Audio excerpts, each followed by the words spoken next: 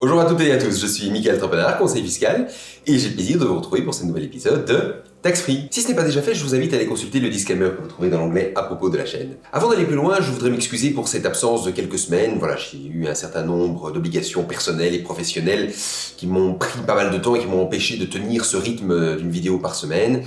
Et voilà, je tenais, avant de commencer cette nouvelle vidéo, d'abord à m'excuser pour ce délai et à vous assurer que je vais tenter ici de reprendre un rythme un peu plus soutenu dans les semaines qui viennent. Je ne dis pas qu'on en sera forcément toujours à une vidéo par semaine, mais on va essayer au minimum d'en faire une toutes les 2 semaines pour vous communiquer une nouvelle actualité ou un nouveau sujet fiscal comme nous l'avons fait jusqu'à présent. Et justement, dans la vidéo d'aujourd'hui, nous allons nous intéresser à l'une des dernières grandes niches fiscales de la fiscalité belge, à savoir les revenus de droit d'auteur.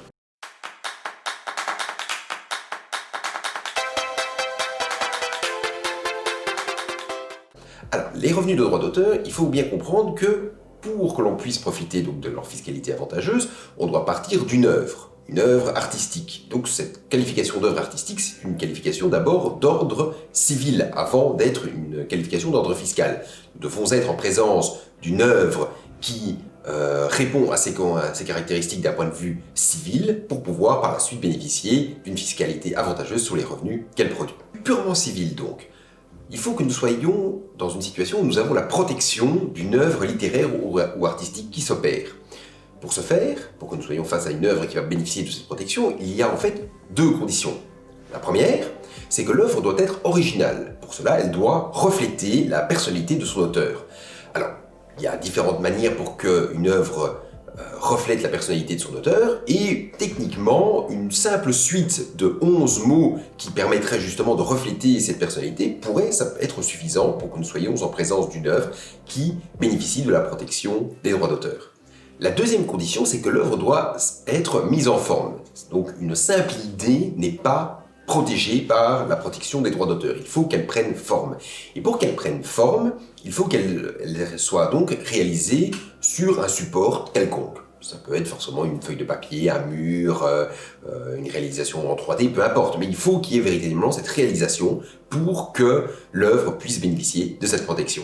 À titre d'exemple, il faut savoir qu'il y a un certain nombre d'œuvres que l'administration fiscale reconnaît et donc considère que ce sont de vraies œuvres qui produisent des droits d'auteur.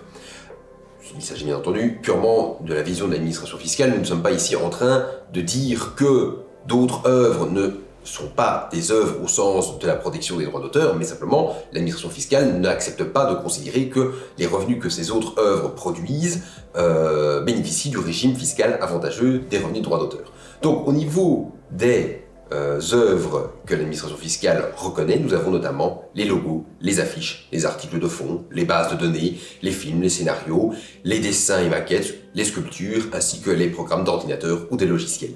À l'inverse, d'autres œuvres que l'administration fiscale ne considère pas comme éligibles pour bénéficier de cette fiscalité avantageuse, nous avons les avis juridiques, les processus professionnels, les développements de produits financiers originaux ou encore des prises de photos d'immeubles avec un petit texte dessus. Tout ça, l'administration fiscale considère que ce ne sont pas des œuvres qui peuvent bénéficier de la fiscalité avantageuse des droits d'auteur.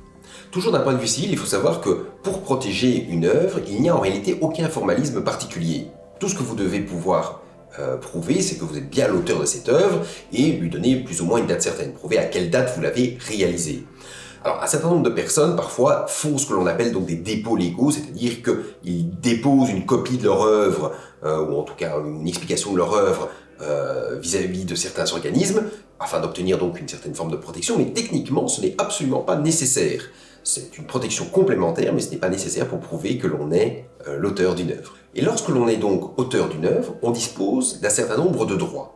Des droits notamment d'exploiter son œuvre, ou, juste dans le cas qui nous intéresse, de la céder, de céder l'œuvre que l'on a réalisée, en tout cas certains des droits que l'on détient sur cette œuvre, ou encore de louer certains de ces droits, des droits que l'on a sur une œuvre. C'est ce que l'on appelle généralement donc la cession ou la concession de droits d'auteur, et c'est cette cession ou cette concession de droits d'auteur qui généralement va permettre de produire des revenus qui vont bénéficier de cette fiscalité avantageuse.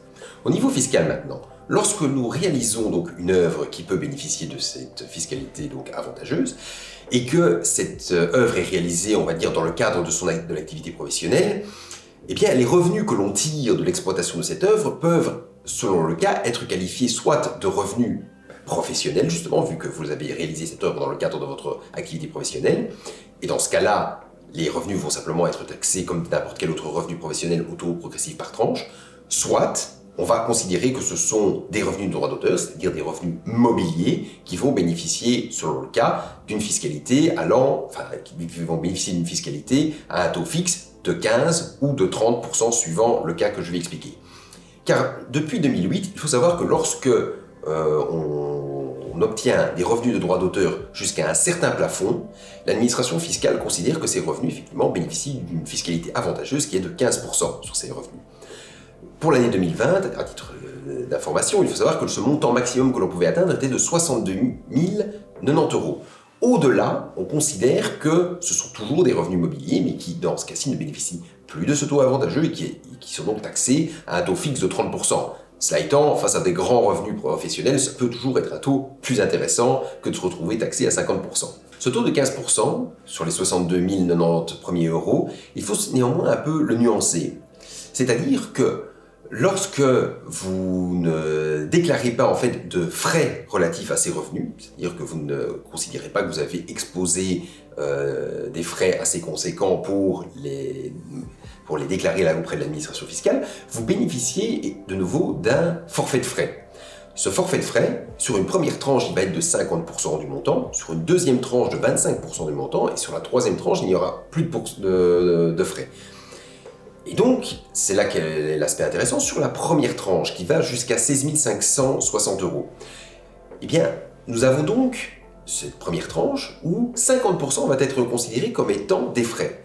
Et donc, la taxation effective ne va s'appliquer que sur la moitié de ce montant, ce qui fait qu'au final, la taxation réelle sur les 16 560 premiers euros n'est en réalité que de 7,5%. 7,7%, je pense que dans toute la fiscalité belge, vous trouverez difficilement un taux aussi bas. Lorsque l'on obtient des revenus de droit d'auteur dans le cadre de son activité professionnelle, il est quand même assez difficile de considérer que l'intégralité de ces revenus sont constitutifs de revenus de droit d'auteur. Généralement, on va devoir considérer qu'une partie constitue simplement l'exercice de son activité professionnelle et qu'en conséquence, une partie doit être taxée comme des revenus professionnels. Pour une personne indépendante qui exerce donc son activité en tant que telle, l'administration fiscale admet généralement que 25% des revenus puissent être considérés comme étant constitutifs de droits d'auteur. Cependant, dans certains cas, l'administration fiscale admet que ce montant puisse monter jusqu'à 50 voire 70%, mais là nous sommes vraiment dans des professions de type très artistique où la qualité artistique est extrêmement prédominante. Pour les salariés et dirigeants d'entreprise, les règles sont un peu plus complexes, donc je n'entrerai pas en détail dans le cadre de cette vidéo. Dernier point important avant de conclure, pour que l'on puisse bénéficier de cette fiscalité avantageuse, il est indispensable de disposer d'une convention par laquelle on précise que l'on concède ou cède les droits sur son œuvre. Cela peut se faire soit vis-à-vis de clients, soit vis-à-vis d'une société que l'on détient, mais dans tous les cas, cette convention est indispensable, sans ça l'administration fiscale n'acceptera jamais que l'on puisse qualifier certains revenus de droit d'auteur. C'est tout pour aujourd'hui, j'espère que cette nouvelle vidéo vous aura plu. Si c'est le cas, eh bien n'hésitez pas à laisser un pouce bleu, un petit commentaire, à partager la vidéo, voire même à vous abonner à la chaîne. Si vous avez des questions plus spécifiques sur la matière que nous avons vue aujourd'hui, eh bien je vous invite à prendre contact avec un professionnel du chiffre qui pourra vous en dire plus. Et moi je vous dis à bientôt pour un nouvel épisode de Tax Free.